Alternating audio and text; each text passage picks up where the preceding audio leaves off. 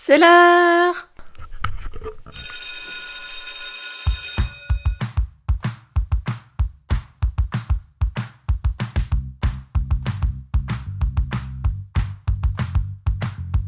Bonjour à tous, c'est Rachel du studio Chromalin et aujourd'hui je vous retrouve pour une nouvelle récré, une récré beaucoup plus courte que la dernière fois puisque celle sur Wicked, même si elle était merveilleuse, elle m'a pris au moins 3 semaines à monter et je voulais juste pas me réinfliger ça.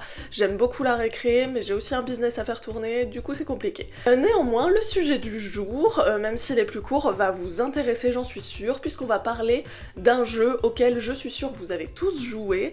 Et c'est le Monopoly. Avant de commencer la vidéo, n'hésitez pas à liker, à vous abonner. D'ailleurs, je tiens vraiment fortement à vous remercier parce que la précédente récré, donc celle sur Wicked, a fait un boom complètement inexplicable. En fait, en l'espace de 24 heures, j'ai fait le nombre de vues que j'avais fait sur la récré sur Squid Game.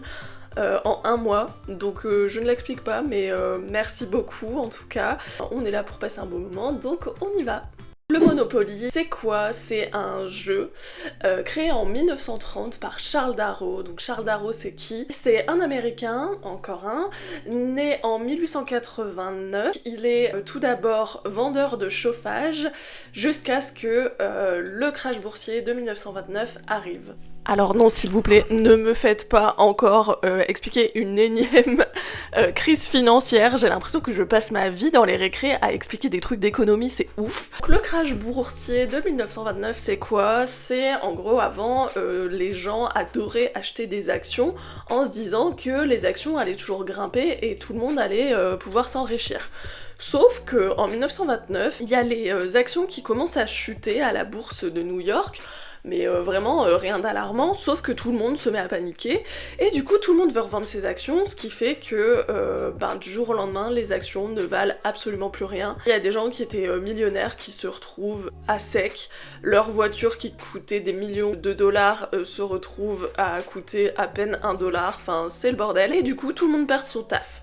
C'était vraiment expliqué de manière oula, très rapide. Donc Charles Darrow a du temps puisqu'il est au chômage maintenant, et un jour il se pose et il a une révélation. Il se met à imaginer un jeu et il va le faire 100% homemade, c'est-à-dire que le plateau originel du Monopoly, il va le faire dans une toile cirée de sa cuisine.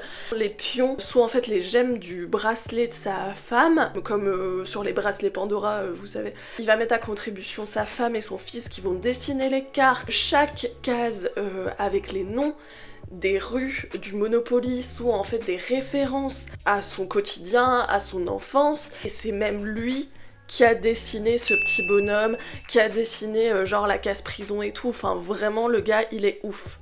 Et donc il développe le Monopoly et il va voir Parker Brothers, qui est une très grande société de jeux de société. Il leur vend son concept et là ils adorent et le gars devient millionnaire grâce au Monopoly. Sauf que tout ceci est faux.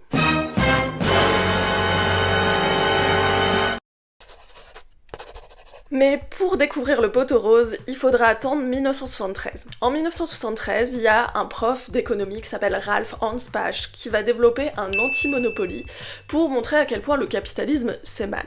Nous aimons cet homme. Il critique les monopoles, il montre à quel point en fait le capitalisme et la théorie du ruissellement n'existent pas du tout et que le capitalisme sert exclusivement à enrichir les riches et ne profite pas au bien commun. Il développe ce jeu uniquement vraiment dans un cadre scolaire, sauf que la société Parker Brothers apprend ça, elle est vénère, et elle attente un procès à Ralph Anspach. Ralph Anspach, au lieu de se laisser démonter et de se dire oui, vous inquiétez pas, je supprime le jeu, il va se dire attends. Vous allez pas me dire qu'un jeu sur l'économie, il y a que le Monopoly qui existe.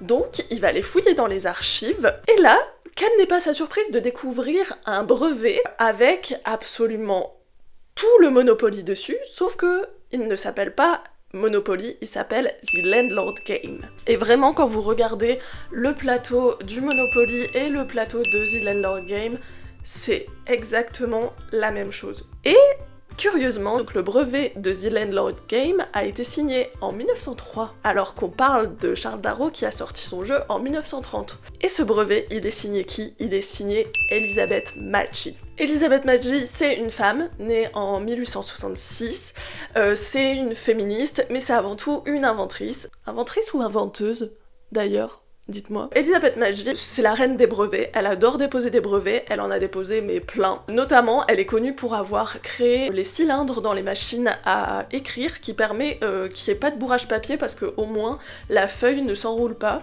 Donc merci Elizabeth Magie, c'est grâce à toi que l'imprimerie fonctionne si bien. Et elle est aussi connue pour un truc assez drôle, c'est qu'elle voulait dénoncer à l'époque le fait que la condition des femmes pouvait seulement s'élever par le mariage, et du coup elle avait déposé une petite annonce pour les échange de biens en mode ah bah je m'échange, épousez-moi, et c'était pour dénoncer à quel point c'était ridicule, enfin c'était vraiment une femme incroyable et un peu fun, un peu espiègle pour l'époque. Et donc Elizabeth Magie en 1903 elle est absolument fan des écrits de l'économiste Henry George et elle décide de développer un jeu qui prouverait à quel point le capitalisme sert uniquement à enrichir les plus riches.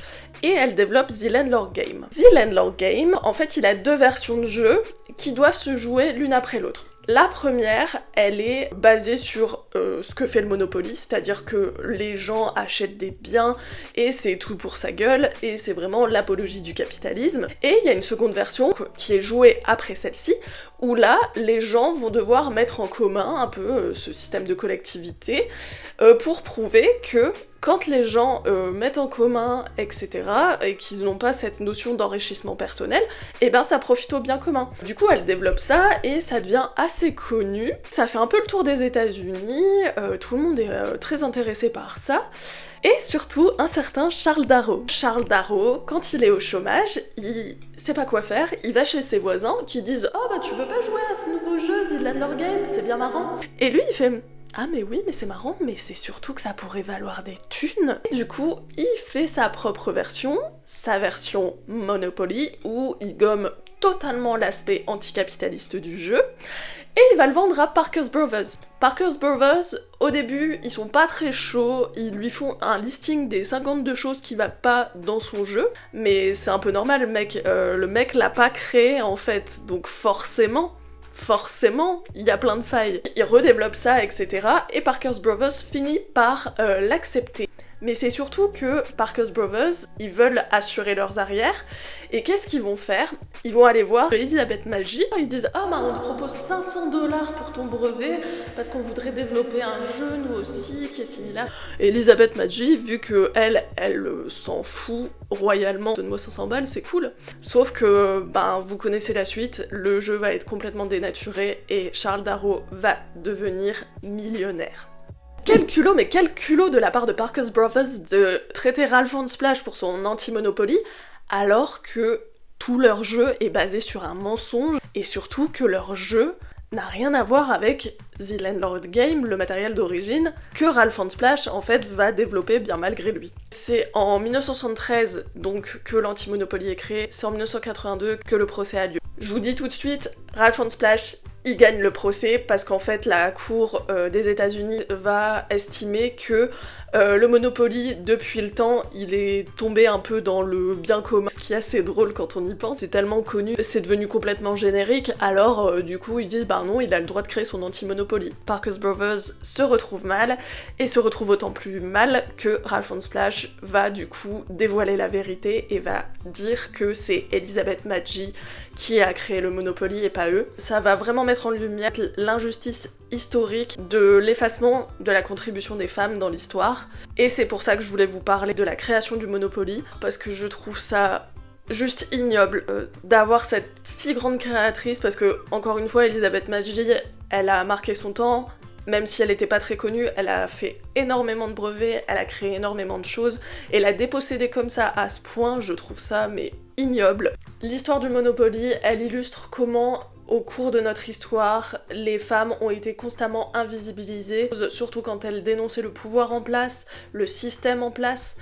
Et je trouvais ça important, en ce mois de mars, le mois de la Journée internationale du droit des femmes, de juste redonner à Elizabeth Magie ce qui lui appartenait. Et j'espère que du coup, maintenant, quand vous jouerez au Monopoly, vous penserez à elle, parce que vraiment, c'est une grande dame, c'est une femme qui a tellement créé, qui est une pionnière dans le domaine du jeu de société. Et je pense que Monopoly devrait beaucoup plus la remercier. Et surtout, j'espère que le message anticapitaliste de Elisabeth Magie résonnera encore très fort avec vous. Voilà, c'est tout pour aujourd'hui. Comme vous pouvez le voir, c'était très court, mais j'espère que ça vous a intéressé parce que vraiment, en fait, je suis tombée sur le sujet en regardant un truc sur Arte et j'étais happée. Je me suis dit, mais non, c'est pas possible et tout, parce que moi j'avais déjà entendu justement l'histoire de ah, le petit bonhomme Monopoly, c'est Charles Darrow, c'est ouf et tout, et j'avais jamais vraiment fait attention. Et là, quand j'ai su que en fait le gars c'est un gros voleur et qui s'est enrichi sur le travail d'une femme, je me suis dit ah ouais, ok. Et d'ailleurs, fait amusant aussi, c'est que donc il disait qu'il avait créé toutes les cartes, les icônes, le petit bonhomme, le machin, qu'il avait dessiné ça avec sa famille et tout pour le storytelling très familial.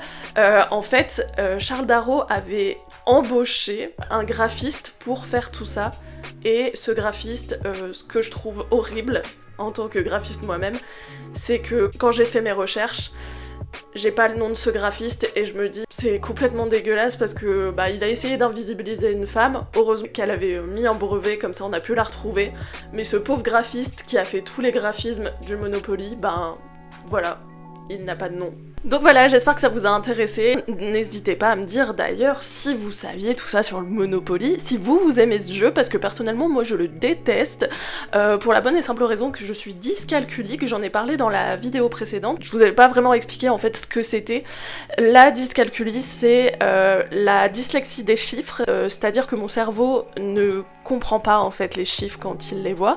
Du coup je déteste le Monopoly parce que je suis incapable de savoir combien on va me rendre comme monnaie. Du coup c'est très laborieux pour moi parce que mon cerveau réfléchit très lentement en fait sur les chiffres, voire pas du tout. Et du coup quand je joue au Monopoly, j'ai toujours besoin que quelqu'un compte à ma place parce que je suis incapable de le faire, c'est très chelou.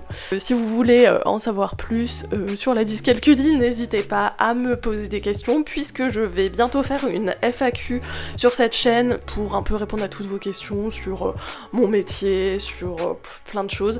Et si vous avez des suggestions de récré, n'hésitez surtout pas à m'en faire part, je suis très ouverte, j'ai déjà quelques petites idées pour les prochaines, mais je suis ouverte à tout, donc n'hésitez pas à me dire s'il y a des sujets que vous aimeriez bien que j'aborde. En attendant, on se retrouve prochainement pour une prochaine récré, et puis très bonne journée, soirée, matinée, peu importe quand vous écoutez cette vidéo. À tous!